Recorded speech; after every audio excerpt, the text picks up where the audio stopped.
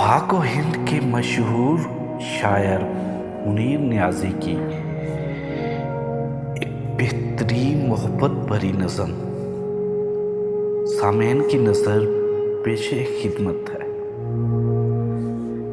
सितारे जो धमकते हैं, सितारे जो धमकते हैं किसी चश्मे हैरां में, मुलाकातें जो होती हैं जमाल अब्रो बारां में, ये ना आबाद वक्तों में दिल ना शाद में होगी, मोहब्बत अब नहीं होगी, ये कुछ दिन बाद में होगी। गुजर जाएंगे जब ये दिन, ये उनकी याद में होगी, मोहब्बत अब नहीं होगी, मोहब्बत कुछ दिन बाद में होगी।